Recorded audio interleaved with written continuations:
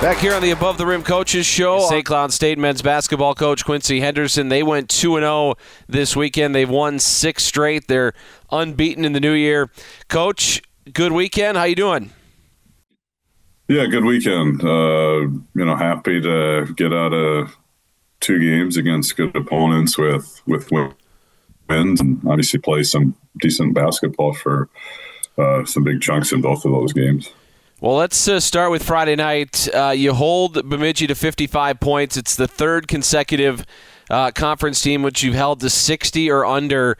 Your defense, again, I thought was very good. I like that Bemidji team. They got some guys that can score. I think once they get to Tate Olson back, they'll be even more dangerous. But for you guys to hold them to 55, what did you think of your defensive effort on Friday night? Yeah, I thought overall it was really good. They are a team that, they win through points. They score at a pretty high level. Pekarich and Shannon, I think, are obviously the breadwinners for that group. But they've got some other guys that I think do some really good things. The big guy inside, and then a couple of the younger guards. So, for a team that shoots a lot of threes and makes a lot, I think we held them to 1 make from 3 on the game, which is, I think, pretty darn good. After the game, we'd given up, I think, 18 offensive rebounds, 18 or 19. And I was like, geez, should I be more upset that we gave up that many rebounds or that we gave up that many offensive rebounds and still held them to 55 points? Because those things don't really square with one another when you give a team that many second chance opportunities. But overall, I thought, again, my assistants do a really good job with game plan and really sniffing out what it is we're trying to keep teams off of. And I thought they had a great game plan, and I thought the guys executed it really well. When you've gone back and looked at all those offensive rebounds they piled up, anything stand out to you about something you guys had to do a little different? Yeah, I think in the second half, I think we more or less committed to boxing out and getting in the right position and then going and high pointing the ball with 2 hands. But we had a bunch where we just went with 1 hand and we were a bit soft, and they were sending the house. I think they knew they had to chase it. Their percentages were a little bit lower in that game. So they were sending 4 guys every time, and we just didn't hold up well early enough. Well, I said it early in the game on the broadcast as the first 10 minutes were kind of unfolding on Friday night that I felt it was to Bemidji's detriment that they had not been able to take advantage of you guys struggling a little bit from the field, but you really got it going there in the last 10 minutes of the first half. I had 29-15 was the score over the last 9.5 minutes. You were 10 of 18 from the field, had just 1 turnover. Luke piled up a dozen points in that time frame. All of a sudden, things kind of just started clicking offensively. Yeah, I thought our movement through that period was just a bit better. I thought the ball was moving. I thought we got to some screening actions and some lanes opened up. And obviously, we made some shots too, which we didn't. We did get some good looks through the first part of the half, but it opened up once we got moving and we got the defense to shift, and then we were allowed to attack some of those closeouts. Yeah, Luke did another nice job at getting to the middle, and I think that's something that we've seen a lot from him, especially go back to the Mary game. Just getting into the middle creates a lot of mismatches, especially you got guys like Lee on the baseline, Wyatt coming from the other side. When he's able to get in the middle of the defense, that creates some problems. Yeah, I think that's probably true of most offenses. When you can collapse a defense and get to 10 feet and you're under control, then you get to make decisions from that point. You put other teams in a tough bind, and it's why we try and keep a lot of people out of there because it really hurts your defensive percentages if you do. So, yeah, Luke, he did a great job. Obviously, Mary came back in that Bemidji game, got downhill, was strong, finishing through contact on a bunch of those because I thought he was taking a fair bit of contact on his drives. But he's used to it. It's kind of what you expect. If you're a good player in this league, teams are going to key on you and they're going to go after you a bit, and you've just got to hold up.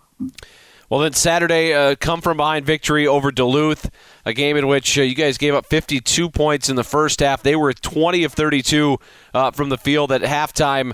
You're down 52-41. Like I just gave the stat a little while ago, you guys had held 3 straight conference opponents to under or 60 points or under, and you give up 52 in one half. What was going through the conversations at halftime? I mean, sure, probably a little bit of concern that they were shooting that high of a percentage, but, at the same time, I'd look back at some of the shots that they were making, and those are shots that we've been okay with other teams shooting through through kind of this stretch run here when we've won some games. So we did have to make a couple adjustments at the half to try and push that back a bit. But, I think, like I told you after the game, you got to hope that it settles at some point, because Duluth is certainly not the most prolific shooting team in the league. Bemidji is percentage-wise a lot better, but they were just on and everything was going in. It's a credit to our guys. I think that can feel a little helpless or overwhelming at times when, you are playing good defense, you're getting to some contests, you're forcing some runners, and the ball's still going in the hole. We kept playing. We did our part on the offensive end to stay in. We didn't get frustrated by that and stayed in the possession, and through that found our way kind of through it, and obviously then to the winning side. What sticks out in your mind for a reason you guys were able to mount that comeback in the second half? Yeah, I think we were just focused on possession by possession. It was a really physical game. It was to be expected throughout. I don't think we got rattled by that. We kind of chipped away at the lead. We get it to 6, it'd get pushed out to 11 or 12. We'd get it to 8, get pushed out again. We didn't let that discourage us. We just kept working at it. And, we do some situational stuff in practices where we play from a deficit, and you just worry about the possession that's in front of you, and then you worry about the defensive possession. And I thought our guys did that and made enough plays down the stretch on both ends to A, force overtime, and B, get it done in overtime.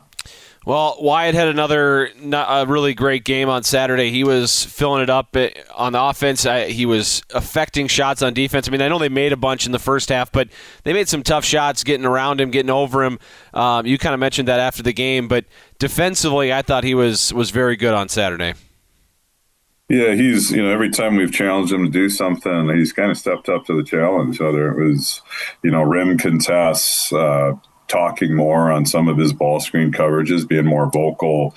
We're asking him to switch out at times on some guards, which obviously there's some really good guards in this league, and that's not an easy task for him. But every time we've asked something of him, he's stepped up and he's performed well, and he's, a big part of our defensive success to this point with his rim protection. Well, and on offense, I mean, he's starting to step out, hit some threes from beyond the arc. He's obviously been very prolific at that 15-foot range the last couple of years, but making free throws, I mean, efficient offensive game right now, too. Yeah, I think he is. I mean, he's a really good player, and he just continues to get better. Obviously, year to year, he certainly got better, and from the first part of the year to now, I just feel like he's still improving, and certainly the three is something we wanted him to be able to do, and now we're starting to see a bit of that, and we'll need a lot more here kind of through these last 10 regular season games out of him, but I'd expect him to step up like he has to this point. Well, when that starts to get on film of him, stepping out and knocking down threes, can that change some things offensively for the teams have to sort of look out for against you guys? I mean, absolutely. It really changes what you do in ball screen coverage. If you have a shooting big or a big that's only looking to roll, and it just opens up opportunities for other guys and helps to skew the defense. So certainly it's something we'll look to use to our advantage, and hopefully it helps some of the other guys out with their percentages, and perhaps they'll find themselves in some more one-on-ones instead of, deep gap coverages or doubles. Well, Saturday you guys held your annual Martin Luther King Jr. game on Saturday afternoon. I know that's very important to you. I'm just going to give you a second to kind of talk about what that means to you and your program. Yeah, I mean, it really is something we started, I think, my first year here. I think a lot of times, a holiday like this comes around, and, you have a graphic and you hit repost, and that's kind of the end of it. And then you're on to the next thing. And, I wanted more than that. I wanted this thing to have some legs, to be a working, breathing thing. And, as part of it, obviously we do the non-perishable food donations that go to the local food banks. Our guys have volunteered at the MLK brunch down at the convention center for cleanup, usually on Monday, to do that. Today, this morning, instead of watching game film, we listened to the 20-minute I Have a Dream speech, and then had some great dialogue and discussion after that. So I'm On the top of every practice plan, I always say this, I've got service over self. I think that's really important. I think that leads really a lot of what we do here and the mentality that we want to embody with the Husky program. And I don't think there's any better person than MLK, who sacrificed himself for the betterment of everybody, to kind of lead that thought. So we lean into it, and I think it's a great event, and was really happy with, obviously, attendance and the support that we had throughout it. Back here for our final segment of the Above the Rim Coaches Show. The Huskies right now sitting at 10-2 with 10 conference games yet to play. We were just kind of talking off the air, Coach. This is a gauntlet right now. I mean, this whole league, night in and night out, there's no relief coming on the schedule. You're going to play Jamestown and Northern this weekend, and you go to Moorhead and Crookston next weekend, then right back through the southern half of the schedule in February. This is a really, really tough conference, but you guys have put yourself in a pretty good spot right now through the first 12 games.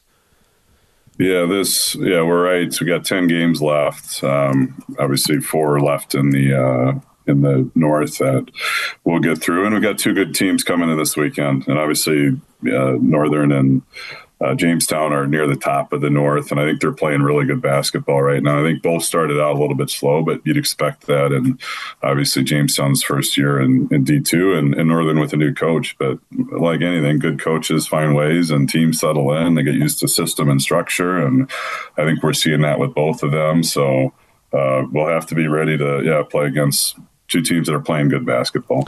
Well, it starts Friday night against Jamestown. Casey Bruggeman, the head coach of the Jimmies in their first year in the NSIC, has got them playing some really good basketball. Owen Heckner did not play in the 9-point loss to Winona on Saturday, but this is a team. You look at Anthony Walters. I mean, you watch him on film, and he just looks like a load out there. I mean, he's a tough guy to slow down. They're playing some good ball right now. What have you seen so far from the Jimmies? Yeah, I think, averaging right around 77 a game. Percentages are pretty good. The Walters kid, looks like a linebacker, plays a little bit like it, but he's skilled too. He's physical, he's skilled, he's pretty quick, puts a lot of pressure on you inside and outside with his ability to shoot and drive. So he's a big part of the success they've had. I think he's averaging just under 20 a game. The Heckner kid who didn't play this past weekend, who I'm sure will be ready for us this week, is a big part of their game. And then they're stingy defensively. I think they do a pretty good job of really plugging stuff up, talking through switches, and then rebounding that basketball. So it'll be a battle. As every game is, but I know they'll be ready for us, and we'll expect to be ready for them. Saturday, Northern State, Matt Wilbur, now the head coach of Northern State. He, of course, was the longtime head coach at Dakota Wesleyan University. He and I were in the GPAC together for a handful of years, so I've called some games against his teams. They always seem to have a guy that can fill it up, and they've got a little bit up-tempo style, and they've won a lot. I've watched him win a lot of games over the years, so I know the dude can coach. What have you seen so far from Northern State? Yeah, offensively they're solid. They've got a few guys who can really fill it up. Obviously, James Glenn returned from a year ago, and he's kind of their main guy in terms of shooting threes. Josh Book, who is just player of the week this week in the North, is another guy who can fill it up. So, we're offensively going to have to guard that three. We had a little bit with Bemidji. We knew they shot a lot of threes in terms of their overall field goal attempts. We're going to have to be good there. We've been pretty good there defensively, but we'll just have to be ready to go. And I think, again, Wilbur's a good coach. That energetic guy. I think he'll do a great job up there, and I think he's already showing that right now. You guys, the one thing I didn't talk about this past weekend that you guys obviously dealt with, Anish not being 100%, didn't play Friday, only plays 2 minutes on Saturday. Bob's been in and out of the lineup dealing with his injury. What kind of challenges has that presented for you guys? A lot. I was talking with Boshi before the game. Obviously, Tate Olson's out, and he's saying, "Geez, you guys are pretty thin today. Where is everybody?" And that's just the way it is, and everybody's dealing with something, right? They're not a team in the league where you're not dealing with an injury or a guy out or maybe a guy sick, or that's just That's just the nature of it. Yeah, not ideal. You wish everybody could be at full strength and then you just play it out. But then you just got to find ways to win and maybe be creative at times. You need guys to step up. And I thought we had that this week with a few guys that stepped up and some additional minutes they hadn't played. And I don't need anybody's sympathy. I don't think any other coaches are asking for sympathy there.